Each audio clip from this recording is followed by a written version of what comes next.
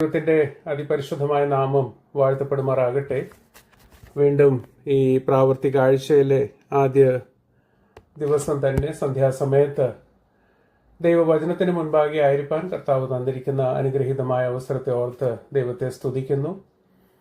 പ്രത്യേകിച്ചും കഴിഞ്ഞ 3 ആഴ്ചകളിൽ ഒരു വിഷയത്തെ ആസ്പദമാക്കി സംസാരിക്കാനായിട്ട് ഏഴയായി എനിക്കും കർത്താവ് തന്ന ഈ അവസരത്തെ ഓർത്ത് ദൈവത്തെ സ്തുതിക്കുകയും കോട്ടയം ടൗൺ അസംബ്ലിയിലെ എൽഡേഴ്സിനോടും മറ്റെല്ലാ ചുമതലപ്പെട്ട സഹോദരന്മാരോടുമുള്ള പ്രത്യേകമായ നന്ദി വീണ്ടും ഒരിക്കൽ കൂടി അറിയിക്കുന്നു.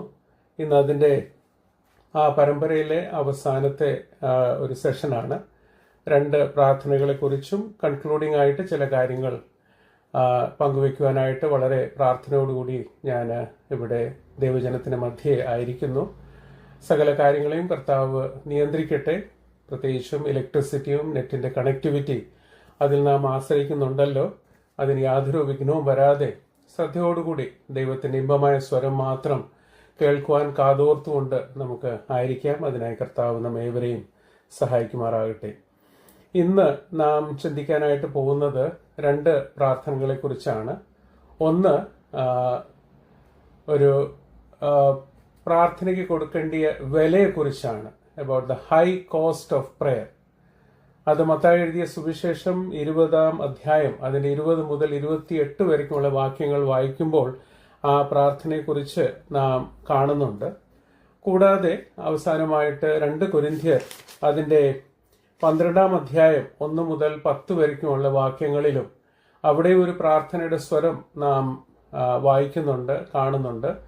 ആ പ്രാർത്ഥനയെക്കുറിച്ചും നാം ചിന്തിക്കാനായിട്ടാണ് ഇവിടെ ഒരുമിച്ച് ആയിരിക്കുന്നത്. പ്രാരംഭമായിട്ട് മത്തായി എഴുതിയ സുവിശേഷം അതിന്റെ 20-ാം അധ്യായം അതിന്റെ 20 മുതൽ 28 വരെക്കുമുള്ള വാക്യങ്ങൾ ഞാനൊന്ന് മലയാളത്തിൽ വായിക്കട്ടെ. Mathews gospel chapter 20 versus 20 through 28. അന്ന് സെബദി പുത്രന്മാരുടെ അമ്മ പുത്രന്മാരുമായി അവന്റെ അടുക്കെ വന്നു നമസ്കരിച്ച് അവനോട് ഒരു അപേക്ഷ കഴിച്ചു. നിനക്ക് എന്തു വേണം എന്ന് അവൻ അവളോട് ചോദിച്ചു.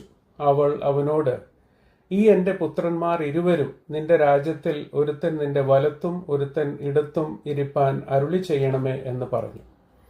അതിനുത്തരമായി യേശു, നിങ്ങൾ യാചിക്കുന്നത് ഇന്നത് എന്ന് നിങ്ങൾ അറിയുന്നില്ല. ഞാൻ കുടിപ്പാനിരിക്കുന്ന പാനപാത്രം കുടിപ്പാൻ നിങ്ങൾക്ക് കഴിയുമോ എന്ന് ചോദിച്ചു. കഴിയും എന്നവർ പറഞ്ഞു. അവൻ അവരോട്, എന്റെ പാനപാത്രം നിങ്ങൾ കുടിക്കും നിശ്ചയം. എങ്കിലും എന്റെ വലത്തും ഇടത്തും ഇരിപ്പാൻ വരം നൽകുന്നത് എന്റേതല്ല, എന്റെ പിതാവ് ആർക്ക് ഒരുക്കിയിരിക്കുന്നുവോ അവർക്ക് കിട്ടും എന്ന് പറഞ്ഞു. ശേഷം 10 പേർ അത് കേട്ടിട്ട് 2 സഹോദരന്മാരോട് നീരസപ്പെട്ടു. യേശുവോ അവരെ അടുക്കെ വിളിച്ചു, ജാതികളുടെ അധീപന്മാർ അവരിൽ കർത്തൃത്വം ചെയ്യുന്നു എന്ന് മഹത്തുക്കൾ അവരുടെ മേൽ അധികാരം നടത്തുന്നു എന്ന് നിങ്ങൾ അറിയുന്നു. നിങ്ങളിൽ അങ്ങനെ അരുത്. നിങ്ങളിൽ മഹാനാകുവാൻ ഇച്ഛിക്കുന്നവനെല്ലാം നിങ്ങളുടെ ശുശ്രൂഷക്കാരനാകണം. നിങ്ങളിൽ ഒന്നാമനാകുവാൻ ഇച്ഛിക്കുന്നവനെല്ലാം നിങ്ങളുടെ ദാസൻ ആകണം. മനുഷ്യപുത്രൻ ശുശ്രൂഷ ചെയ്യിപ്പാനല്ല, ശുശ്രൂഷിപ്പാനും അനേകർക്ക് വേണ്ടി തന്റെ ജീവനെ മറുവിലയായി കൊടുപ്പാനും വന്നതുപോലെ തന്നെ എന്ന് പറഞ്ഞു. നമ്മൾ വായിച്ച ഈ വേദഭാഗത്തിന്മേൽ തന്റെ അനുഗ്രഹം ചൊരിയട്ടെ. ഈ ഭാഗത്ത് നാം സെബദി പുത്രന്മാരുടെ മാതാവ് കർത്താവായ യേശു ക്രിസ്തുവിന്റെ അരികിലേക്ക് വന്ന് പുത്രന്മാരുമായിട്ടാണ് വരുന്നത്. വന്ന് അവിടെ വളരെ വിനയത്തോടെ അവിടെ നമ്മൾ വായിക്കുന്നത് നമസ്കരിച്ച് ഒരു അപേക്ഷ അവിടെ നൽകുകയാണ്. എന്നാൽ ഈ മാതാവ് ആഗ്രഹിച്ചതുപോലെ ഉള്ളൊരു ഉത്തരം കർത്താവ് യേശുക്രിസ്തുവിൽ നിന്നും നൽകിയില്ല എന്ന് നാം കാണുന്നു. അപ്പൊ ഇതിന് ഒരു ദൈവദാസൻ അതിന് തലക്കെട്ട് കൊടുത്തിരിക്കുന്നത് ഇങ്ങനെയാണ്: the high cost of prayer. പ്രാർത്ഥനയ്ക്ക് കൊടുക്കേണ്ടിയ വലിയ വില. കഴിഞ്ഞ ആഴ്ചകളിൽ നാം പലരും പ്രാർത്ഥനയ്ക്ക് അവർക്ക് ഉത്തരം നൽകിയില്ല എന്ന വിഷയങ്ങൾ നാം കേൾക്കുകയായിരുന്നു. പ്രാരംഭത്തിൽ നമ്മുടെ ജീവിതത്തിൽ തടസ്സമായിട്ട് വരുന്ന വിഷയങ്ങൾ എന്തൊക്കെയാണ്, പ്രാർത്ഥനയ്ക്ക് ഉത്തരം ലഭിക്കാത്ത വിധത്തിലുള്ള തടസ്സങ്ങൾ. കൂടാതെ കല്ലറിക്കലുള്ള പ്രാർത്ഥന, ഭൂതബാധിതനായ അവൻ പ്രാർത്ഥിക്കുന്നു. മോശയുടെ പ്രാർത്ഥന, കഴിഞ്ഞ ആഴ്ച ഏലിയാവിന്റെ പ്രാർത്ഥന, അതിനെക്കുറിച്ച് നാം വിശദമായിട്ട് തന്നെ ചിന്തിച്ചു.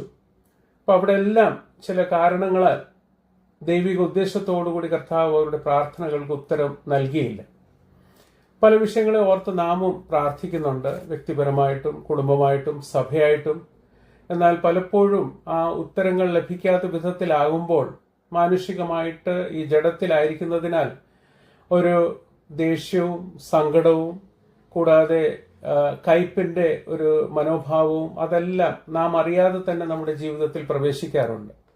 എന്നാൽ അങ്ങനെയുള്ള ചിന്തകൾ സാത്താൻ നമ്മുടെ മനസ്സിലേക്ക് പ്രാർത്ഥനയ്ക്ക് ഉത്തരം ലഭിക്കാത്തപ്പോൾ കൊണ്ടുവരുമ്പോൾ നാം ചിന്തിക്കേണ്ടത്, നാം ഓർക്കേണ്ടത്, ഇതിൽ നാം തനിച്ചല്ല. മോശ പ്രാർത്ഥിച്ചു, എന്നാൽ ആ പ്രാർത്ഥനയ്ക്ക് കർത്താവ് ഉത്തരം അരുളിയില്ല.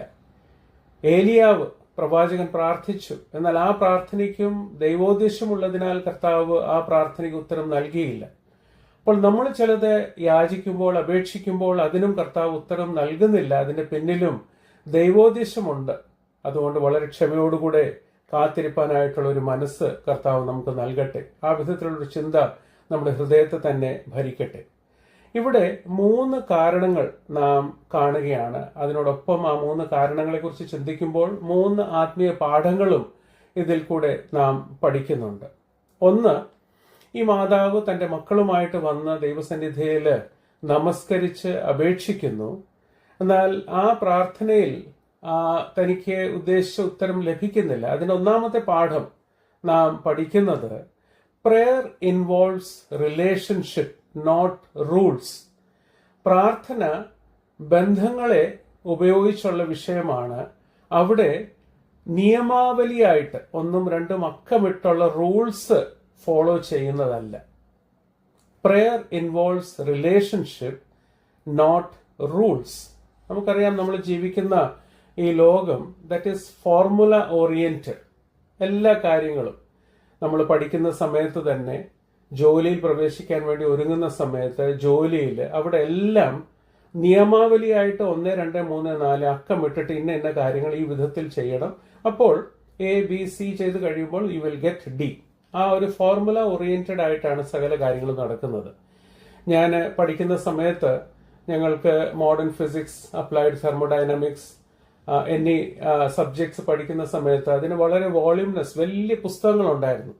ആ പുസ്തകങ്ങൾ പഠിച്ച് പരീക്ഷ എഴുതുകയാണെങ്കിൽ ഒരിക്കലും പേപ്പേഴ്സ് ക്ലിയർ ചെയ്യാൻ വളരെ ബുദ്ധിമുട്ടാണ്. എന്നാൽ അന്ന് എനിക്ക് ഓർമ്മയുണ്ട്, 10-30 രൂപ മാത്രം കൊടുത്താൽ ഷുവർ സക്സസ് എന്ന് പറഞ്ഞ ചെറിയ പുസ്തകങ്ങളുണ്ട്. എന്റെ ക്ലാസ്മേറ്റ്സ് എല്ലാവരും അത് വാങ്ങിക്കും, ഞാനും അത് വാങ്ങിച്ചിട്ടുണ്ട്. അപ്പൊ ആ പുസ്തകത്തില് കഴിഞ്ഞൊരു 10 വർഷത്തെ ക്വസ്റ്റ്യൻസ്, സോൾവ്ഡ് ക്വസ്റ്റ്യൻസ്, അതിന് ആൻസേഴ്സോടൊപ്പം അതിലുണ്ട്. അത്രയും വായിച്ചാൽ മതി. അപ്പോൾ എക്സാം പോയിന്റ് ഓഫ് വ്യൂവില് ആ പുസ്തകത്തിലെ കാര്യങ്ങൾ വെച്ച് പ്രിപ്പയർ ആയിട്ട് പോയി കഴിഞ്ഞാൽ നമ്മൾ ആ പേപ്പർ ക്ലിയർ ചെയ്യും. ഞാൻ പറഞ്ഞത്, ഒരു ക്യാപ്സ്യൂൾ വിധത്തിൽ ചില ഫോർമുല ഫോളോ ചെയ്ത് അതിൽ മുൻപോട്ട് പോകുവാനായിട്ടുള്ള ഒരു വിഷയമല്ല ദൈവസന്നിധിയിൽ നാം പ്രാർത്ഥിക്കുന്ന വിഷയം. ഇവിടെ ഈ മാതാവ് മക്കളുമായിട്ട് വന്ന് അവർ യാചിക്കുമ്പോൾ, അപേക്ഷിക്കുമ്പോൾ, വാസ്തവം പറഞ്ഞ വളരെ ഒരുക്കത്തോടുകൂടെയാണ് അവർ വന്ന് ദൈവസന്നിധിയിൽ ഈ പ്രാർത്ഥനാ വിഷയം അവതരിപ്പിക്കുന്നതും അപേക്ഷിക്കുന്നതും. ഒന്ന്, they have the right attitude. അവരുടെ മനോഭാവം അത് വളരെ വ്യക്തമാണ്. അത് ശരിയായ മനോഭാവത്തോടുകൂടിയാണ് ദൈവസന്നിധിയിൽ വന്ന് അവർ പ്രാർത്ഥിക്കുന്നത്. രണ്ടാമത്തേത്, അവരുടെ പ്രാർത്ഥന വിഷയം തന്നെ അതൊരു ജനറൽ ഒരു ടോപ്പിക് അല്ല, ജനറൽ ഒരു സബ്ജക്റ്റ് അല്ല. പിന്നെയോ ദേ ആർ വെരി സ്പെസിഫിക്. വളരെ വ്യക്തമായിട്ട് അവരുടെ എന്താണ് അവരുടെ അപേക്ഷ, അതും അവരവിടെ വ്യക്തമാക്കുന്നുണ്ട്. മൂന്നാമത്തേത്, ഇതേ പുസ്തകത്തിൽ തന്നെ മത്തായി എഴുതിയ സുവിശേഷം 19-ാം അധ്യായത്തില് 28-ാം വാക്യത്തിൽ കർത്താവ് നൽകിയിരിക്കുന്ന ആ വാഗ്ദത്തത്തെ ആശ്രയിച്ച് they are claiming that promise. ദൈവം നൽകിയിരിക്കുന്ന വാഗ്ദത്തത്തെ അവർ ക്ലെയിം ചെയ്യുകയാണ് അവരുടെ പ്രാർത്ഥനയിൽ കൂടെ.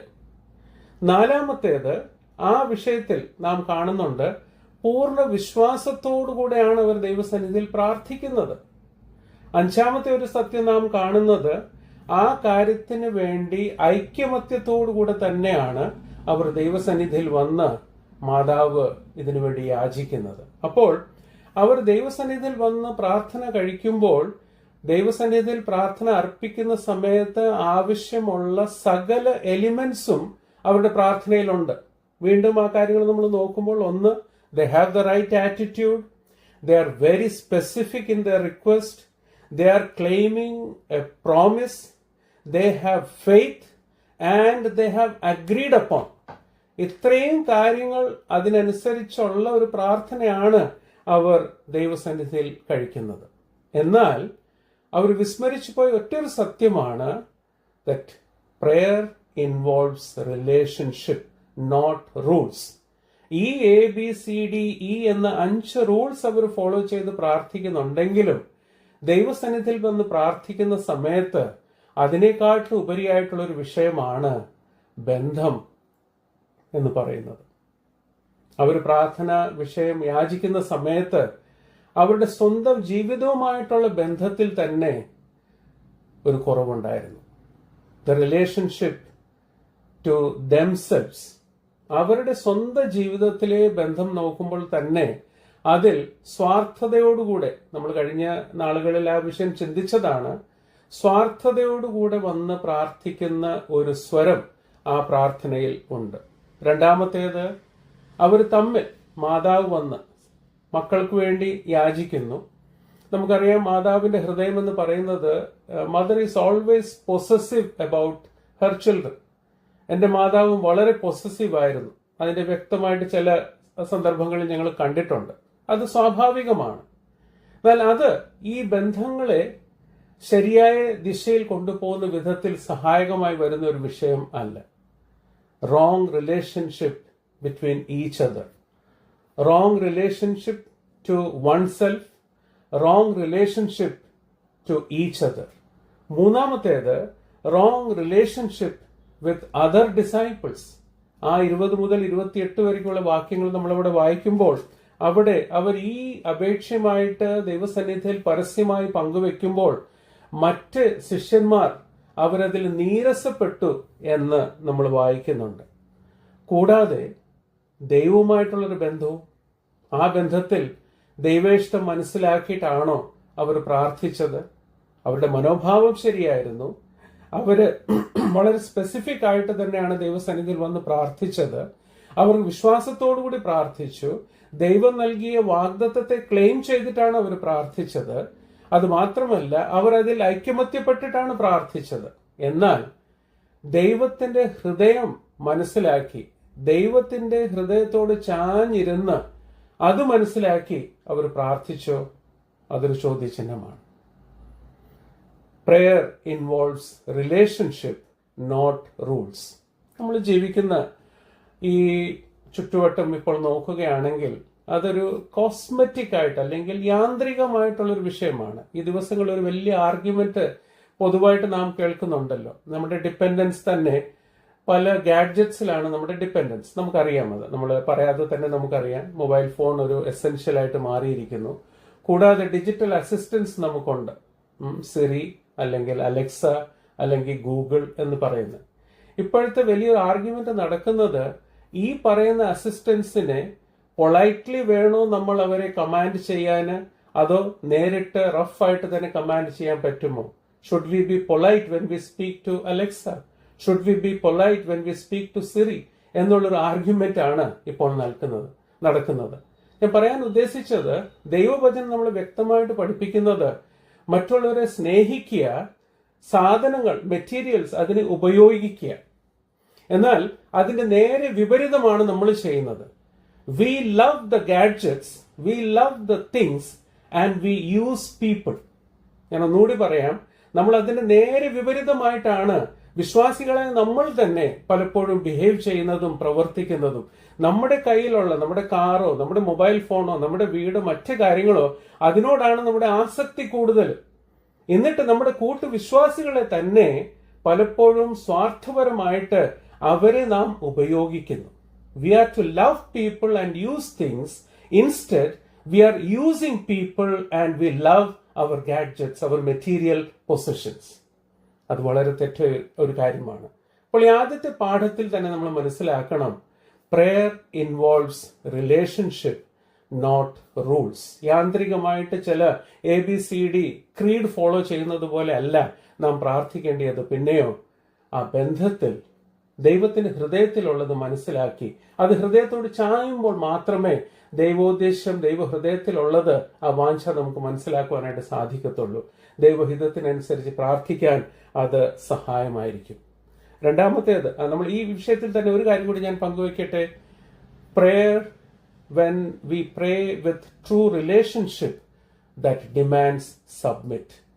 നാം ദൈവവുമായിട്ടുള്ള യഥാർത്ഥമായ ബന്ധത്തിൽ പ്രാർത്ഥിക്കുമ്പോൾ അത് ദൈവസന്നിധിയിൽ നമ്മെ തന്നെ താഴ്ത്തുക, അത് ഡിമാൻഡ് ചെയ്യുന്ന ഒരു സ്ഥിതിയാണ്.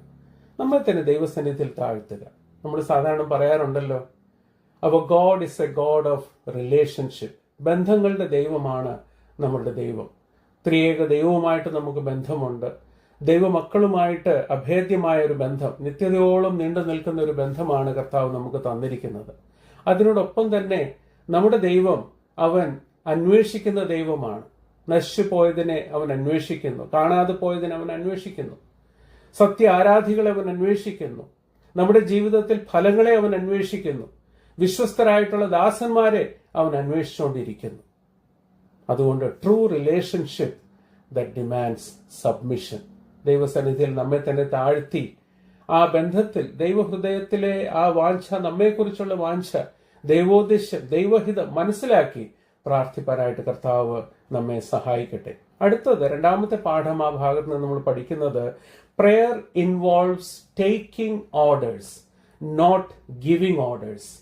പ്രാർത്ഥന എന്ന് പറയുന്നത് ചില നിർദ്ദേശങ്ങൾ, ചില കൽപ്പനകൾ കൊടുക്കുകയല്ല, പിന്നെയോ ദൈവ നൽകുന്ന കൽപ്പനകൾ സ്വീകരിക്കുക എന്നുള്ളത്. ഒരു ബാർട്ടർ സിസ്റ്റം അല്ല ദൈവസന്നിധിയിൽ നമ്മൾ വന്ന് പ്രാർത്ഥിക്കുമ്പോൾ. We are not demanding certain thing across the table. ഒരു ടേബിളിൽ ഇരുന്നു കൊണ്ട് ബിസിനസ് ഡീൽ അത് ഫൈനൽ ആക്കാൻ വേണ്ടിയുള്ള ഒരു ബാർഗെയിനിങ് അല്ല അവിടെ നടക്കുന്നത്. തിരുവെഴുത്ത് നമ്മൾ പരിശോധിക്കുമ്പോൾ ഉൽപ്പത്തി പുസ്തകത്തിൽ തന്നെ യാക്കോബിന്റെ പ്രാർത്ഥനയെ കുറിച്ച് നമ്മൾ കാണുന്നു. അവിടെ യാക്കോബ് ഒരു ഡിമാൻഡ് വെച്ചിട്ടാണ് പറയുന്നത്, ഇന്ന ഇന്ന കാര്യങ്ങൾ എനിക്ക് ചെയ്തു തരികയാണെങ്കിൽ ഞാൻ ഇന്നത് ചെയ്യും എന്ന്. പലപ്പോഴും നമ്മുടെ പ്രാർത്ഥന അങ്ങനെയല്ലേ? കർത്താവേ, ഈ വിധത്തിലുള്ള കാര്യങ്ങൾ ചെയ്തു തരുമ്പോൾ ഞാൻ അതിന് പകരമായിട്ട് ഇന്ന ഇന്ന കാര്യങ്ങൾ കർത്താവിന് വേണ്ടി ചെയ്യും. ഒരു ബാർട്ടർ സിസ്റ്റമാണ്, ഒരു ബാർഗെയിനിങ് ആണ് അവിടെ നടക്കുന്നത്. എന്നാൽ അവിടെ നാം ഓർക്കേണ്ടത്, നമ്മുടെ പ്രാർത്ഥന ശദ്രക്, മേശക്, അബേദ്നെഗോയുടെ പോലെ, ഹബക്കൂക്ക് ദൈവസന്നിധിയിൽ ഉച്ചരിച്ച വാക്കുകളെ പോലെ വേണം നമ്മുടെ പ്രാർത്ഥന ആയിരിക്കാൻ. അതിനായി കർത്താവ് നമ്മെ സഹായിക്കട്ടെ. മൂന്നാമത്തെ ഒരു പാഠം നമ്മൾ ആ ഭാഗത്ത് നിന്ന് പഠിക്കുന്നത്, prayer involves giving not getting. തീർച്ചയായിട്ടും നമ്മൾ ദൈവസന്നിധിയിൽ പ്രാർത്ഥിക്കുന്നത് കർത്താവിൽ നിന്ന് ആത്മീകമായിട്ടും ഭൗമികമായിട്ടുള്ള അനുഗ്രഹങ്ങൾ, ആവശ്യങ്ങൾ അത് പ്രാപിക്കുവാൻ വേണ്ടിയാണ്. എന്നാൽ അതേസമയം തന്നെ കർത്താവിന് വേണ്ടി കൊടുക്കുവാനായിട്ടുള്ള ഒരു മനോഭാവവും നമുക്കുണ്ടായിരിക്കണം. It involves giving not just getting from the Lord. ഈ മൂന്ന് പാഠങ്ങളാണ് ഈ ഭാഗത്ത് നിന്ന് നമ്മൾ മനസ്സിലാക്കുന്നത്. അത് വീണ്ടും നമുക്കൊന്നുകൂടി അതൊന്ന് റിവൈസ് ചെയ്ത് നോക്കാം. ഒന്നാമത്തേത്, prayer involves relationship not rules. പ്രാർത്ഥന ബന്ധങ്ങൾക്കാണ് കൂടുതൽ മൂല്യം കൊടുക്കുന്നത്, ഒരു നിയമാവലി അനുസരിക്കുക എന്നല്ല. രണ്ടാമത്തേത്, prayer involves taking orders not giving orders. പ്രാർത്ഥന അത് ദൈവം നൽകുന്ന കൽപ്പനകൾക്ക് അനുസരിച്ച് അതിന് വിധേയപ്പെട്ട് അത് സ്വീകരിക്കുക, അല്ലാതെ നമ്മളൊരു ബാർഗനിങ് ടേബിളിൽ ഇരുന്ന് ബാർട്ടർ സിസ്റ്റം എന്ന നിലയിൽ നമ്മൾ ദൈവത്തോട് ചില നിർദ്ദേശങ്ങൾ നൽകി അത് പ്രാപിക്കാനായിട്ട് ശ്രമിക്കുക, ആ വിധത്തിലുള്ള വിഷയമല്ല. മൂന്നാമത്തേത്, prayer involves giving not getting. ദൈവസന്നിധിയിൽ നാം പ്രാർത്ഥിക്കുമ്പോൾ നാം കൊടുക്കുവാനായിട്ടും ഒരുക്കമുള്ളവരായിട്ട് തന്നെ നാം ആയിരിക്കുക. നമുക്ക് കർത്താവ് ഒരു പ്രാർത്ഥനയ്ക്ക് ഉത്തരം അരുളുമ്പോൾ ആ പ്രാർത്ഥനയ്ക്ക് മറുപടി നൽകുന്ന സമയത്ത് ഇറ്റ് കോസ് മച്ച്, അത് വലിയൊരു വിലയാണ് അവിടെ ഇൻവോൾവ് ആകുന്നത്. അത് നമ്മുടെ കർത്താവിനെ സംബന്ധിച്ച് he gives a very big price while he answers our prayers. അത് നാം മനസ്സിലാക്കുമ്പോൾ നാം നമ്മെ തന്നെ ദൈവസന്നിധിയിൽ ഭരമേൽപ്പിക്കാനായിട്ട് അത് സഹായകമായിട്ട് തീരും. ആൻസേർഡ് പ്രെയർ, വാറൻ വിയേഴ്സ്ലി എഴുതിയിരിക്കുന്ന സ്റ്റേറ്റ്മെന്റ് ഞാനൊന്ന് വായിക്കട്ടെ. I just quote: answered prayer is not cheap for God or for us. ഉത്തരം ലഭിക്കുന്ന പ്രാർത്ഥനകൾ അത് ഒരിക്കലും വിലക്കുറവുള്ള വിഷയമല്ല. It is not cheap for God and also for us. നാം അതിന്റെ മൂല്യം കൊടുക്കുവാൻ വേണ്ടി എപ്പോഴും തയ്യാറായിട്ട് തന്നെ ആയിരിക്കണം. നമ്മൾ അതിനുവേണ്ടി ദൈവസന്നിധിയിൽ നമ്മുടെ സമയവും നമ്മുടെ എനർജിയും ചെലവഴിപ്പാൻ വേണ്ടി നാം എപ്പോഴും ഒരുക്കമുള്ളവരായിരിക്കണം. അതിൽ സംഭവിക്കുന്നത് ദൈവവുമായിട്ടുള്ള അടുത്ത ബന്ധം അത് വളരെ സ്ട്രോങ്, ഒരു ക്ലോസ് നിറ്റ് ബന്ധമായിട്ട് തീരുവാൻ സഹായകമായിരിക്കും. അതുകൊണ്ടാണല്ലോ നമ്മൾ എപ്പോഴും പറയുന്നത്, വ്യക്തിപരമായിട്ട് to have a personal encounter with the Lord on a daily basis. ഓരോ ദിവസവും പ്രഭാതത്തിൽ വ്യക്തിപരമായിട്ട്, കുടുംബമായിട്ട്, കുടുംബയാഗപീഠത്തിന്റെ ചുറ്റിലും രാവിലെയും വൈകിട്ടും ആ യാഗപീഠത്തിന്റെ തീ കത്തിക്കൊണ്ടിരിക്കുവാൻ വേണ്ടി നമ്മൾ ഒരുമിച്ചിരുന്ന് പ്രാർത്ഥിക്കുന്നു. അത് ശരിയാണ്.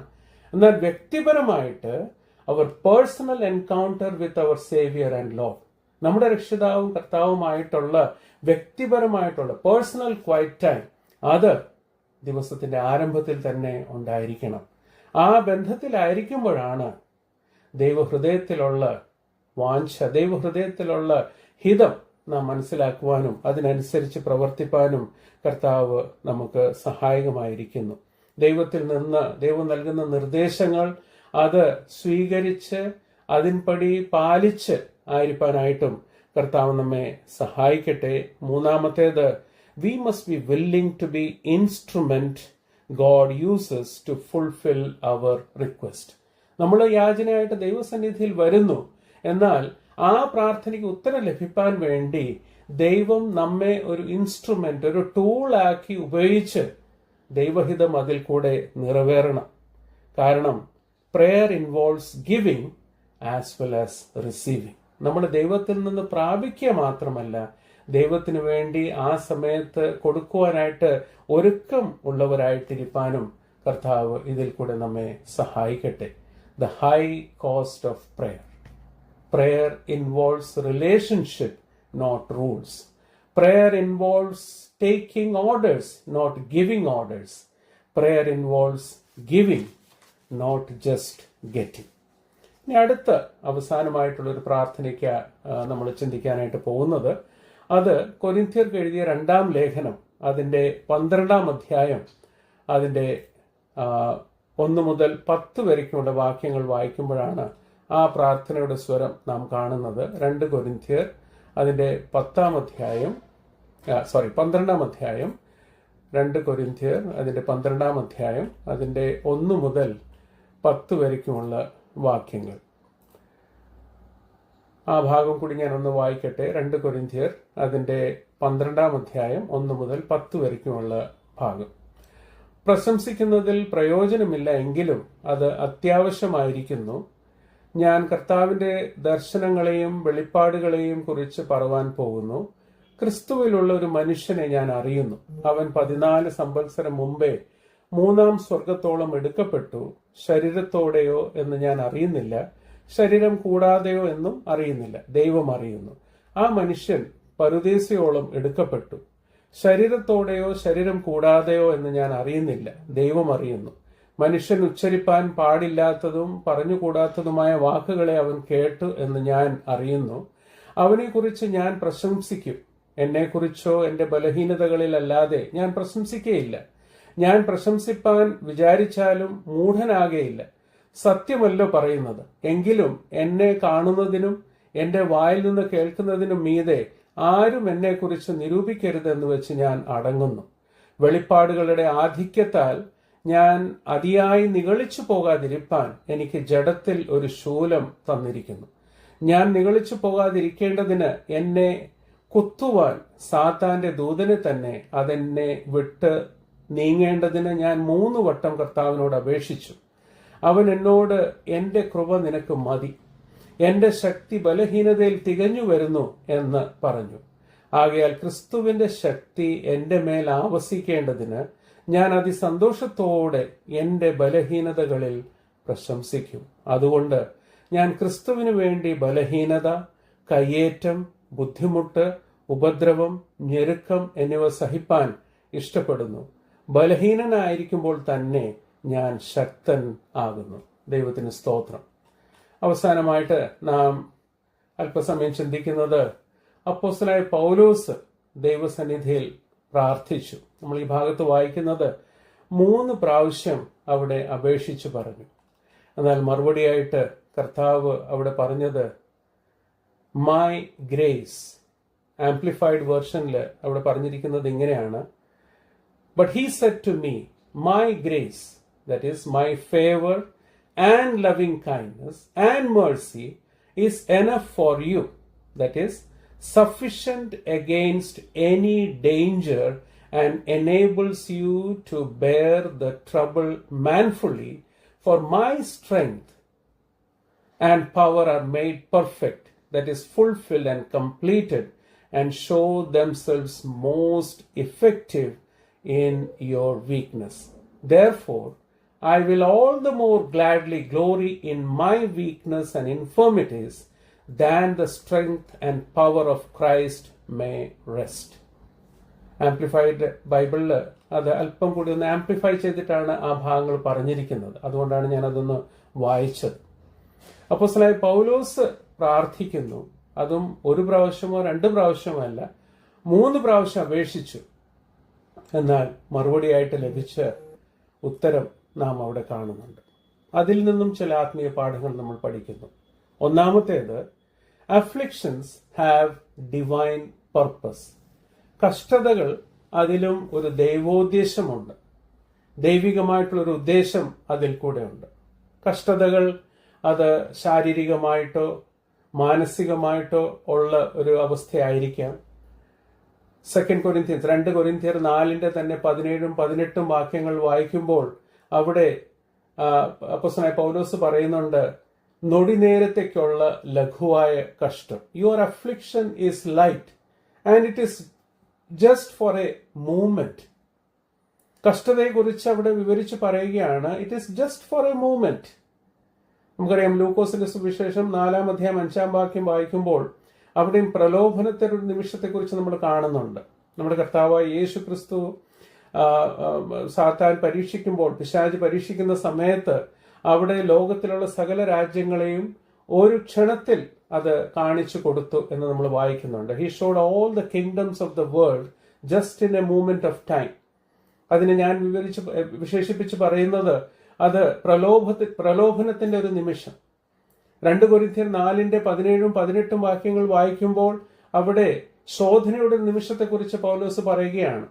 ആ 16 17 18 വാക്യങ്ങൾ നമ്മൾ വായിക്കുമ്പോൾ അവിടെ വിരോധാഭാസം നൽകുന്ന വിപരീതമായിട്ടുള്ള പല വിഷയങ്ങളെക്കുറിച്ച് അവിടെ പറയുന്നുണ്ട്. അതിൽ ഒന്നാമത്തേത് അവിടെ തുടങ്ങുന്നത് ഇങ്ങനെയാണ്, your affliction is light and it is just for a moment. ഒരു കഷ്ടതയിൽ കൂടെ നമ്മൾ കടന്നു പോകുമ്പോൾ ആ സമയങ്ങളിലെല്ലാം ഒരു നിമിഷം തന്നെ ഒരു മണിക്കൂർ പോലെ, ഒരു മണിക്കൂർ തന്നെ 24 മണിക്കൂർ, ഒരു ദിവസം പോലെ ആണ് നമുക്ക് തോന്നുന്നത്. സമയം ഒട്ടും പോകുന്നില്ല എന്നൊരു വിധത്തിലായിരിക്കും ആ കഷ്ടതയിൽ കൂടെ, ആ പ്രയാസത്തിൽ കൂടെ കടന്നു പോകുന്ന നിമിഷങ്ങൾ.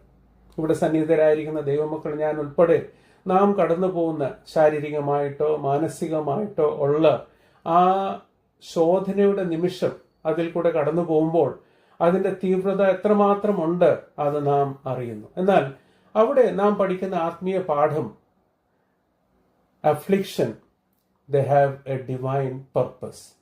ശോധന, കഷ്ടത, അതിന്റെ പിന്നിലും ഒരു ദൈവോദ്ദേശമുണ്ട് ദൈവമക്കളെ സംബന്ധിച്ച്. എബ്രായ ലേഖനം 12-ാം അധ്യായം നമ്മൾ വായിക്കുമ്പോൾ അവിടെ നമ്മെ ശിക്ഷിച്ച് വളർത്തുന്നതിനെ കുറിച്ച് നമ്മൾ വായിക്കുന്നുണ്ട്. നമുക്കറിയാം, നമ്മൾ ആദ്യത്തെ ക്ലാസ്സിൽ നമ്മൾ ആ വാക്യം നമ്മൾ വായിച്ചതാണ്. 2 തിമോത്തിയോസ് 3-ാം അധ്യായം 16-ഉം 17-ഉം വാക്യങ്ങൾ വായിക്കുമ്പോൾ അവിടെ നമ്മൾ വായിക്കുന്നത്, that all scripture is God inspired and it is profitable for teaching, for reproof, for correction, for instruction in righteousness. ഉപദേശത്തിനും ശാസനത്തിനും ഗുണീകരണത്തിനും. അപ്പൊ കറക്റ്റിംഗ്, അത് ഈ ശോധനയുടെ നിമിഷങ്ങളിൽ ദൈവം നമ്മുടെ ജീവിതത്തിൽ കൊണ്ടുവരാറുണ്ട്. നമ്മുടെ ജീവിതത്തിൽ ചില സമയങ്ങളിൽ കറക്ഷൻ ആവശ്യമാണ്. ദൈവവചനത്തിൽ കൂടെ നമ്മെ ശാസിക്കുന്നു, സത്യം എന്തെന്ന് മനസ്സിലാക്കി തരുന്നു, നമ്മെ ശാസിക്കുന്നു. അതിനോടൊപ്പം തന്നെ നമ്മെ ഗുണീകരണം നൽകി നമ്മെ യഥാസ്ഥാനപ്പെടുത്തി മുൻപോട്ട് നയിക്കുന്നു. It is profitable for correction. He corrects us.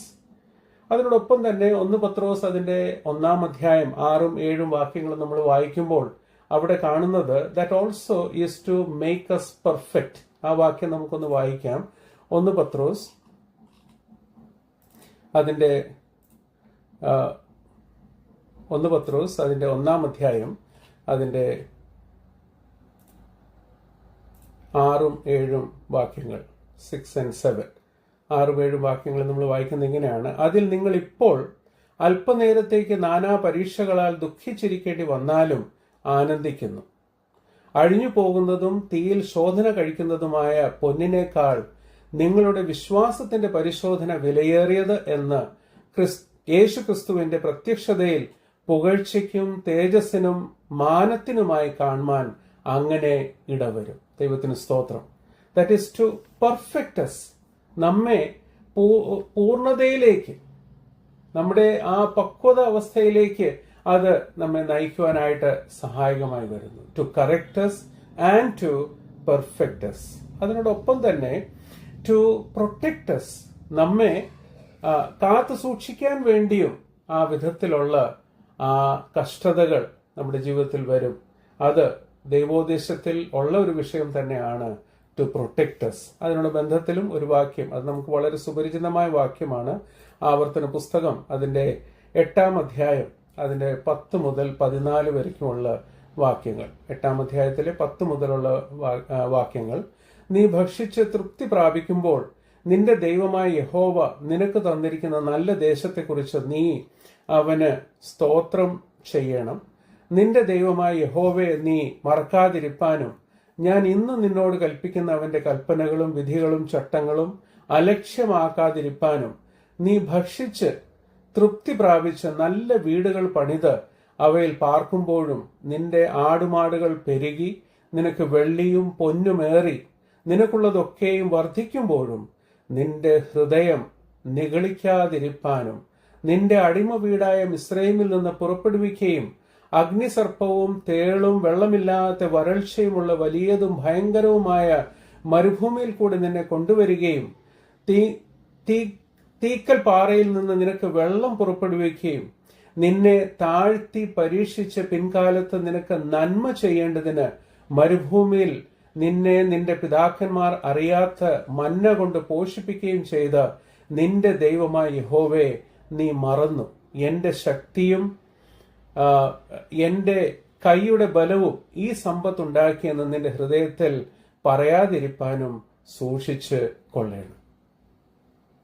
To protect us, നമ്മെ കാത്തു സൂക്ഷിക്കുവാൻ വേണ്ടി കൂടിയാണ് ഈ കഷ്ടത നമ്മുടെ ജീവിതത്തിൽ വരുന്നത്. Afflictions that have divine purpose. ഒന്നാമത്തേത് ടു കറക്റ്റ് us, നമ്മുടെ ഗുണീകരണത്തിന് വേണ്ടിയും. ടു പെർഫെക്റ്റ് us, നമ്മെ സിദ്ധതയിലേക്കാണല്ലോ നയിക്കുന്നത്, അതിനുവേണ്ടി. മൂന്നാമത്തേത് ടു പ്രൊട്ടക്റ്റ് us, നമ്മെ കാത്തു സൂക്ഷിക്കുവാൻ വേണ്ടി. അതിനോടൊപ്പം തന്നെ അടുത്തൊരു പാഠം നമ്മൾ പഠിക്കുന്നത് blessings to be balanced with burdens. അനുഗ്രഹങ്ങൾ നമ്മുടെ മേൽ കർത്താവ് ചൊരിയുമ്പോൾ തന്നെ അതിൽ നാം നിഗളിക്കാതിരിപ്പാൻ വേണ്ടി ഭാരങ്ങൾ കൂടെ, അനുഗ്രഹങ്ങൾ നമ്മുടെ കയ്യിൽ നമ്മൾ സ്വീകരിക്കുന്നു, എന്നാൽ അതേസമയം അതിനെ ബാലൻസ് ചെയ്യാൻ വേണ്ടി, സമതൂലിതരായി വെക്കുവാൻ വേണ്ടി നമ്മുടെ പുറത്ത് ചില ഭാരങ്ങളും കർത്താവ് തരുന്നു. എന്നാൽ ആ ഭാരം അത് മൃദുവായത്, അതൊരിക്കലും ഒരു ഭാരമായിട്ട് നമുക്ക് പ്രയാസമുള്ളതല്ല. അത് നാം ഓർക്കേണ്ടതാണ്. നമ്മൾ മത്തായി എഴുതിയ സുവിശേഷം 3-ാം അധ്യായം അതിന്റെ 16ഉം 17ഉം വാക്യങ്ങൾ വായിക്കുമ്പോൾ അവിടെ കർത്താവ് യേശുക്രിസ്തു യോഹന്നാൻ സ്നാപകന്റെ കൈക്കീഴിൽ സ്നാനമേൽക്കുന്നുണ്ട്. അവിടെ സ്വർഗത്തിൽ നിന്ന് ആ വലിയ ധ്വനി നാം അവിടെ വായിക്കുന്നു, അത് ആ ശബ്ദം കേൾക്കുന്നു. അതിനുശേഷം 4-ാം അധ്യായം 1-ാം വാക്യത്തിലേക്ക് വരുമ്പോൾ അവിടെ നാം കാണുകയാണ്, അവിടെ കർത്താവ് യേശുക്രിസ്തു അവിടെ 40 ദിവസം അവിടെ ഉപവസിക്കുന്നു. അതിനുശേഷം ക്ഷീണിതയായിത്തീരുന്നു. ആ സമയത്ത് പിശാചു വന്ന് നമ്മുടെ കർത്താവിനെ പരീക്ഷിക്കുകയാണ്. We see blessings of baptism, but then immediately, soon after, we see he is tested with temptation. We see blessings of baptism, and soon after we see that he is tested with temptation. Blessings to be balanced with burdens. നിഗളിക്കാതെ അഹങ്കരിക്കാതെ പോകുവാൻ വേണ്ടി സമതുലിതയാക്കി വെക്കുവാൻ പലപ്പോഴും ഭാരമായിട്ട് ഈ വിധത്തിലുള്ള afflictions നമ്മുടെ ജീവിതത്തിൽ കർത്താവ് തരാറുണ്ട്.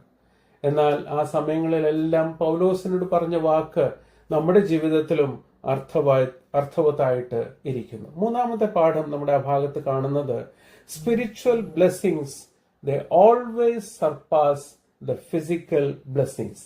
ആത്മിക അനുഗ്രഹങ്ങൾ എപ്പോഴും ഭൗമിക അനുഗ്രഹങ്ങളെ അത് സർപ്പാസ് ചെയ്യുക, അതിനും അധികമായിട്ട് നിറഞ്ഞ് കവിഞ്ഞ വിധത്തില് ദൈവം നമുക്ക് നൽകുന്നുണ്ട്. കാരണം ഈ 2 കൊരിന്ത്യർ 12-ാം അധ്യായം അതിന്റെ 9-ാം വാക്യത്തിലേക്ക് നമ്മൾ വരുമ്പോൾ അവിടെ കർത്താവ് പറയുന്ന വാക്കുകൾ ഒന്ന് ശ്രദ്ധിക്കുക. അപ്പോസ്തലനായ പൗലോസ് ദൈവസന്നിധിയിൽ പ്രാർത്ഥിച്ചു. എന്നാൽ ആ പ്രാർത്ഥനയ്ക്ക് മറുപടിയായിട്ട് കർത്താവ് നൽകിയ ഉത്തരം 9-ാം വാക്യത്തിലേക്ക് വരുമ്പോൾ നമ്മൾ അവിടെ വായിക്കുന്നത് വേഴ്സ് 9. അവിടെ നമ്മൾ വായിക്കുന്നത് ഇങ്ങനെയാണ്, അവൻ എന്നോട് എന്റെ കൃപ നിനക്ക് മതി. ഇതിനെക്കുറിച്ച് ധാരാളം അനുഗ്രഹീതമായ ചിന്തകൾ പ്രഗത്ഭരായ ദൈവദാസന്മാരിൽ നിന്ന് നമ്മൾ കേട്ടിട്ടുണ്ട്. ഞാനത് ആവർത്തിക്കുവാനായിട്ടോ അത് വിശദീകരിക്കാനായിട്ട് ആഗ്രഹിക്കുന്നില്ല. എന്റെ ശക്തി ബലഹീനതയിൽ തികഞ്ഞു വരുന്നു എന്ന് പറഞ്ഞു. ആകയാൽ ക്രിസ്തുവിന്റെ ശക്തി എന്റെ മേൽ ആവസിക്കേണ്ടതിന് ഞാൻ അതിസന്തോഷത്തോടെ എന്റെ ബലഹീനതയിൽ പ്രശംസിക്കും. അപ്പോസ്തലനായ പൗലോസിന്റെ വാക്കുകളാണ്. His grace was sufficient to turn the weakness into strength.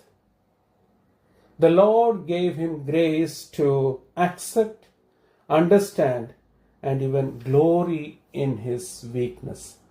തന്റെ ബലഹീനതയിൽ അത് സ്വീകരിക്കുവാനും അതേപടി തന്നെ അതിനെ സ്വീകരിക്കുവാനും അത് മനസ്സിലാക്കുവാനും അതിൽ സന്തോഷിക്കുവാനും ഉള്ള കൃപ കർത്താവ് പ്രിയദാസന് നൽകി. നമ്മളുടെ ജീവിതത്തിൽ ഈ പരിപരുത്ത അനുഭവത്തിൽ കൂടെ കടന്നു പോകുമ്പോൾ എന്തുകൊണ്ട് കർത്താവ് ആ പ്രാർത്ഥനയ്ക്ക് ഉത്തരം അരുളുന്നില്ല എന്ന ചിന്ത നമ്മുടെ മനസ്സിലേക്ക് വരുമ്പോൾ അവിടെ നാം ഈ വാക്കുകൊണ്ട്, ഈ വാക്യങ്ങൾ കൊണ്ട്, ഈ ചിന്തകൾ കൊണ്ട് ധൈര്യപ്പെടുവാനായിട്ട് കർത്താവ് നമ്മെ സഹായിക്കട്ടെ. Spiritual blessings surpass physical blessings. 4-മത്തേത് നാം പഠിക്കുന്നൊരു പാഠം ഈ ഭാഗത്ത്, afflictions are not barriers to service. നമ്മുടെ ജീവിതത്തിൽ ഈ ശോധനകൾ അത് ദൈവിക ശുശ്രൂഷകൾക്ക് ഒരിക്കലും ഒരു തടസ്സം അല്ല. വേദപുസ്തകത്തിൽ തന്നെ ചിലരുടെ ജീവിതത്തിൽ വന്ന ഈ ലിമിറ്റേഷൻസ് നമുക്ക് കാണാം. യാക്കോബിന്റെ ജീവിതത്തിൽ മുടന്തനായിട്ട് താൻ നടക്കേണ്ട ഒരു അനുഭവം വന്നു. എന്നാൽ തുടർന്നുള്ള ശുശ്രൂഷകളിൽ ഇസ്രായേലായിട്ട് നിന്ന യാക്കോബിനെയാണ് നാം കാണുന്നത്. താന് ശരിയായ നടത്തമല്ല, നടത്തത്തിൽ മാറ്റം വന്നു, എന്നാൽ ശുശ്രൂഷയ്ക്കൊരു ഭംഗം വന്നില്ല. അതുപോലെ തന്നെ ഓരോരുത്തരുടെ ജീവിതം നമുക്ക് കാണുവാനായിട്ട് സാധിക്കും. അപ്പോസ്തലനായ പൗലോസിന്റെ ജീവിതത്തിൽ ഈ ശൂലം ഉണ്ടായിരുന്നു, എന്നാൽ അത് ഒരിക്കലും തന്റെ ശുശ്രൂഷയ്ക്ക് ഒരു ബാധകം, ഒരു തടസ്സമായിട്ട് ഇരുന്നില്ല. മിഷണറിമാരുടെ ചരിത്രം നമ്മൾ വായിക്കുന്ന സമയത്ത് ഓരോ മിഷണറിമാരും അവർ കടന്നുപോയ അനുഭവങ്ങളെ കുറിച്ച് നമ്മൾ വായിക്കുമ്പോൾ അവിടെ എല്ലാം അവരുടെ ജീവിതത്തിൽ ഈ പറയുന്ന ഒരു അഫ്ലിക്ഷൻ, ഒരു കഷ്ടത ഉണ്ടായിരുന്നു. എന്നാൽ അത് അവരുടെ ശുശ്രൂഷയ്ക്ക് ഒരു വിധത്തിലും ഒരു തടസ്സമായിട്ട് നിന്നില്ല എന്നാണ് നാം കാണുന്നത്. സ്പർജന്റെ ജീവിതത്തിൽ അങ്ങനെ ഉണ്ടായിരുന്നു. കൂടാതെ ജി ക്യാമ്പൽ മോർഗന്റെ ജീവചരിത്രം നമ്മൾ വായിക്കുമ്പോൾ അദ്ദേഹത്തിന്റെ ജീവിതത്തിലും അങ്ങനെയുള്ള കഷ്ടത ഉണ്ടായിരുന്നു. ആമി കാർമൈക്കലിനെ കുറിച്ച് നമ്മൾ വായിക്കുമ്പോൾ അദ്ദേഹത്തിന്റെ ജീവിതത്തിലും അങ്ങനെ ഒരു അവസ്ഥ ഉണ്ടായിരുന്നു. ഞാൻ ഈ സമയത്ത് ഓർക്കുന്നത് എന്റെ ആത്മീയ പിതാവായ ഇന്ന് നിത്യതയിൽ വിശ്രമിക്കുന്ന കർത്തൃദാസൻ സണ്ണി ടി ഡാനിയൽ. അദ്ദേഹത്തിന്റെ 89 കാലയളവിൽ മാരകമായ രോഗം ബാധിച്ചു. ദീർഘനാളുകളത്തെ ട്രീറ്റ്മെന്റ് കഴിഞ്ഞ് കർത്താവ് വീണ്ടും അദ്ദേഹത്തിന്റെ ആയുസ് നീട്ടിത്തന്നു.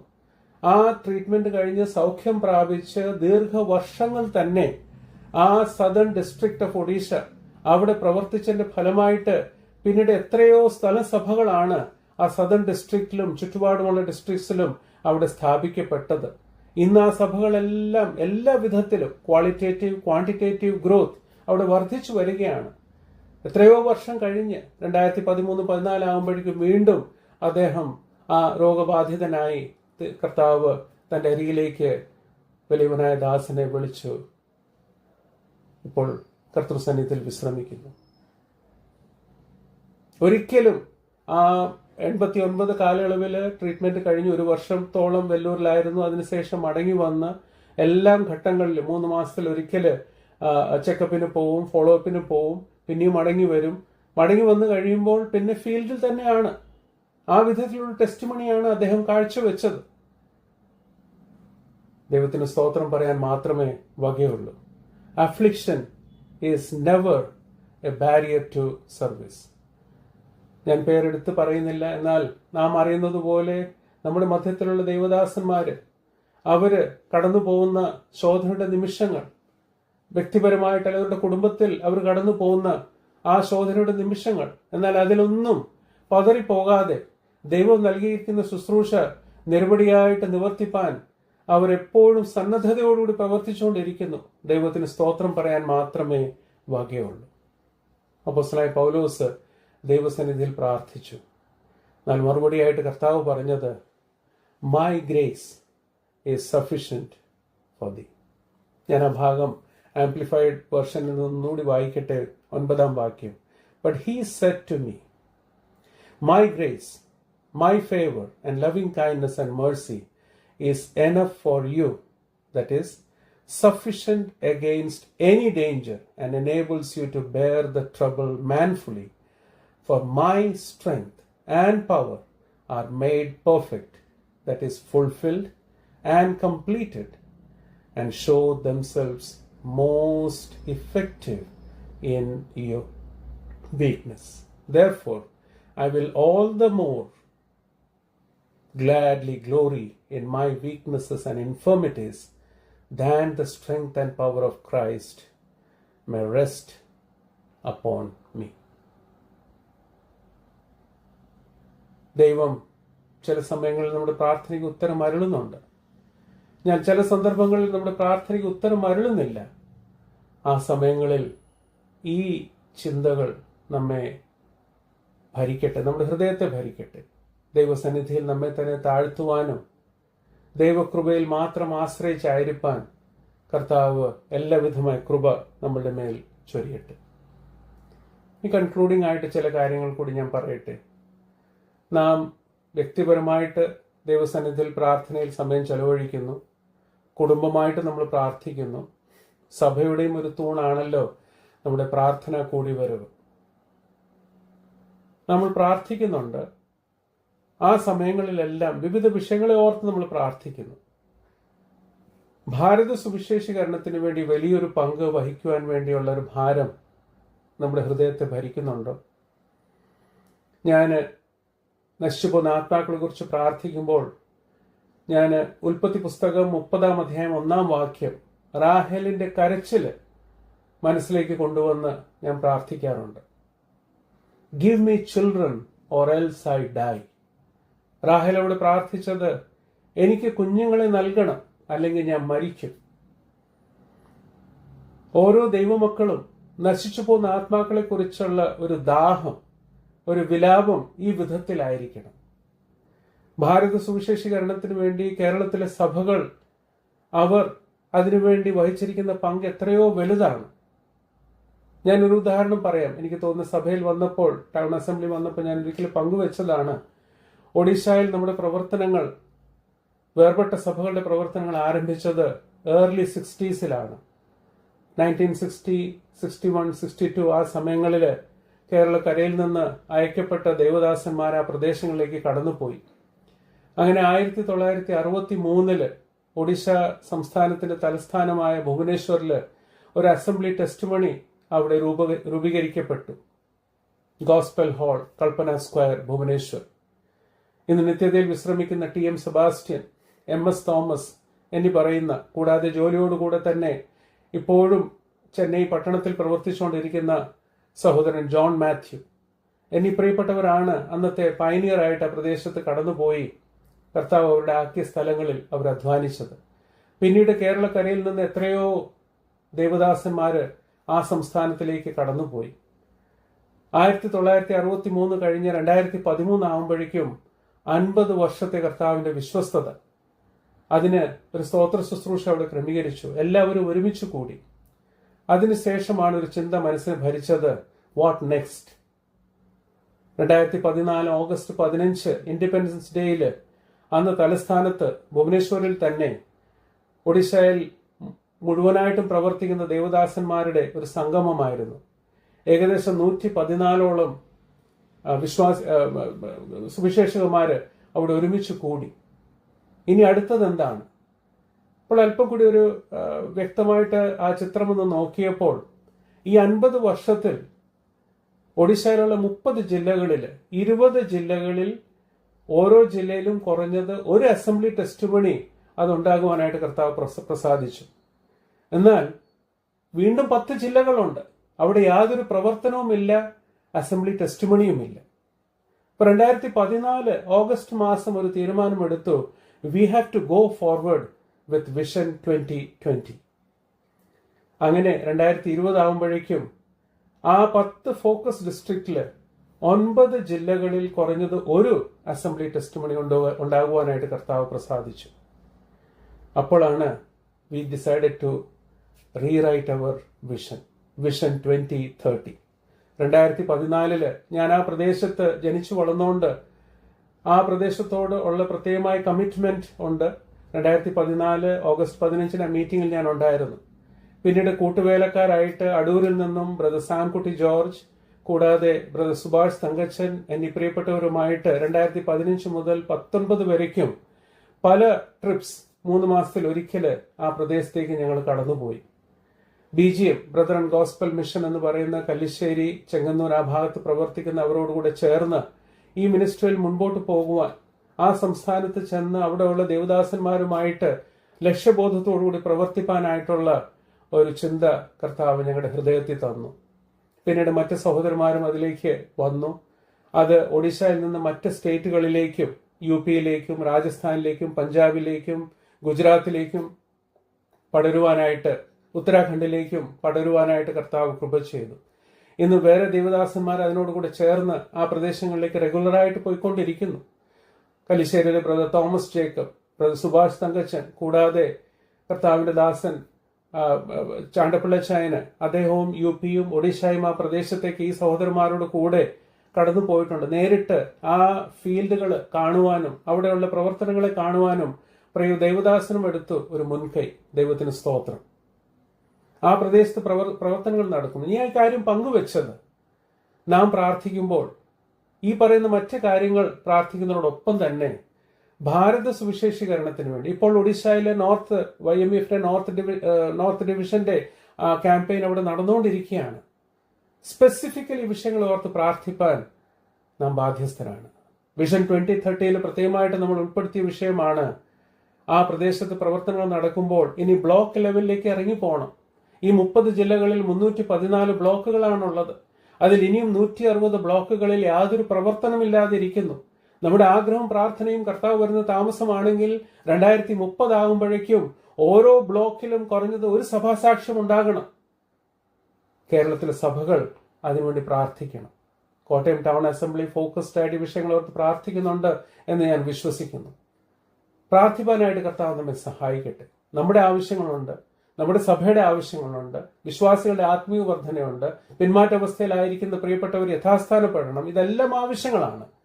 അതിനോടൊപ്പം തന്നെ നശിച്ചു പോകുന്ന ആത്മാക്കൾ രക്ഷയിലേക്ക് വരണം. ആ വിഷയത്തെ ഓർത്ത് ഗൗരവത്തോടുകൂടി പ്രാർത്ഥിപ്പാനും കർത്താവ് നമ്മെ സഹായിക്കട്ടെ. നമ്മുടെ കർത്താവ് തീർച്ചയായിട്ടും നമ്മുടെ പ്രാർത്ഥനയ്ക്ക് ഉത്തരം അരുളും. റാഹേലിന്റെ പ്രാർത്ഥന പോലെ തന്നെ, give me children or else I die. Let us pray fervently. Let us pray without ceasing. മുടക്കക്കൂടാതെ പ്രാർത്ഥിപ്പാനും ദൈവസന്നിധിയിൽ പ്രാർത്ഥനയോടുകൂടെ ആയിരിക്കാൻ കർത്താവ് നമ്മെ സഹായിക്കട്ടെ. നമ്മൾ ഈ കാര്യങ്ങൾ ചെയ്തു വരുന്നു. ഒരു കാര്യം കൂടി പറഞ്ഞ് ഞാൻ അവസാനിപ്പിക്കാം. 2024 ജൂലൈ ഓഗസ്റ്റ് മാസത്തിലായിരുന്നല്ലോ ചരിത്രപ്രസിദ്ധമായ ഒളിമ്പിക് ഗെയിംസ്, പാരീസ് ഒളിമ്പിക്സ് നടന്നത്.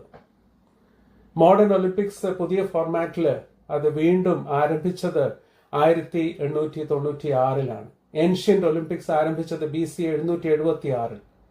മോഡേൺ ഒളിമ്പിക്സിന്റെ പിതാവ് എന്നറിയപ്പെടുന്ന ഒരു ഫ്രഞ്ച് അരിസ്റ്റോക്രാറ്റ് പിയറി ഡി കോട്ട്ബർട്ടിൻ എന്ന് പറയുന്ന അദ്ദേഹത്തിന്റെ ഒരു ഇനിഷ്യേറ്റീവിലാണ് ഈ മോഡേൺ ഒളിമ്പിക്സ് പുതിയ ഫോർമാറ്റിൽ 1896 ആരംഭിച്ചത്. അന്ന് അത് ആരംഭിക്കുമ്പോൾ അദ്ദേഹത്തിന്റെ മനസ്സിൽ വന്നൊരു ചിന്ത, ഈ ഗെയിംസിന് ഒരു മോട്ടോ ഉണ്ടായിരിക്കണം. അങ്ങനെ ഒരു ഡൊമിനിക്കൻ പ്രീസ്റ്റിന്റെ സഹായത്തോടു കൂടെ അദ്ദേഹം അതിനൊരു മോട്ടോ ഫ്രെയിം ചെയ്തു. 3 പദങ്ങളാണ്: faster, higher, stronger.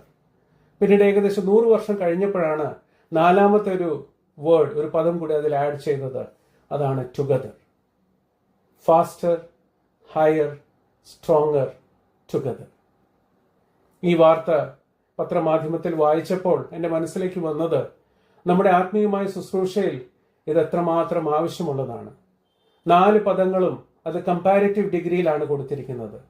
Faster, not fast; higher, not high; stronger, not strong; last but not the least, together. Faster, the urgency to reach the world. ഇനി സമയം അധികമില്ല, ഇനി സ്വല്പസമയം മാത്രം നമ്മുടെ മുൻപിലുള്ളൂ. തിടുക്കത്തോടുകൂടെ കർത്താവിന്റെ സത്യസുവിശേഷവുമായിട്ട് എല്ലാ സ്ഥലത്തേക്ക് എത്തിച്ചേരുവാൻ സഭയായിട്ട് നമുക്ക് പ്രാർത്ഥിക്കാം. Higher, the mind set to reach the world. സുവിശേഷം പങ്കുവയ്ക്കുന്ന എല്ലാവരും നമ്മോടൊപ്പം നിത്യതയിലായിരിക്കണം. ആ ചിന്ത വേണം നമ്മുടെ മനസ്സിൽ ഭരിക്കുവാൻ. Stronger, the power to reach the world. നമ്മളാൽ നമുക്കൊന്നും ചെയ്യുവാനായിട്ട് കഴിയുകയില്ല.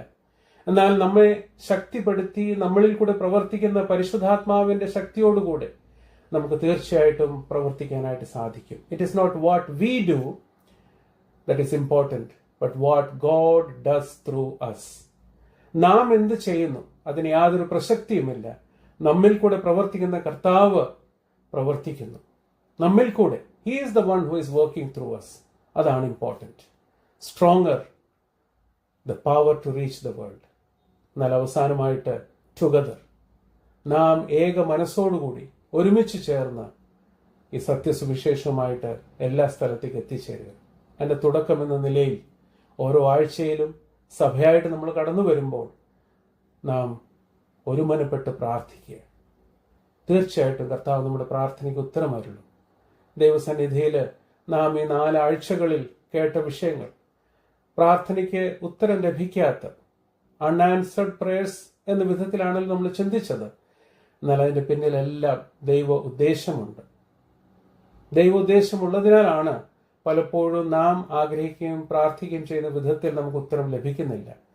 എന്നാൽ നമ്മുടെ കർത്താവ് അതിനേക്കാട്ടിലും ഉപരിയായിട്ട് വലിയ അനുഗ്രഹം, വലിയ ഉത്തരം നൽകുവാൻ വേണ്ടിയാണ് പലപ്പോഴും നമുക്ക് ഉത്തരം നൽകാത്തത്. അവനിൽ ആശ്രയിക്കാം. ആ ശാശ്വത പാറയിൽ തന്നെ നമുക്ക് ആശ്രയിച്ചായിരിക്കാം. കർത്താവ് തരുന്ന ആയുസ് ഓരോ നിമിഷം പോലും പാഴാക്കാതെ ശുശ്രൂഷയിൽ വർദ്ധിച്ചു വരുവാനായിട്ട് കർത്താവ് നമ്മെ സഹായിക്കട്ടെ. Faster, higher, stronger and together. കർത്താവ് നമ്മേവരെയും സഹായിക്കട്ടെ. വീണ്ടും ഒരിക്കൽ കൂടി ഇങ്ങനൊരു അവസരം തന്ന സ്ഥലസഭയോടുള്ള പ്രത്യേകമായി നന്ദി അറിയിക്കുന്നു.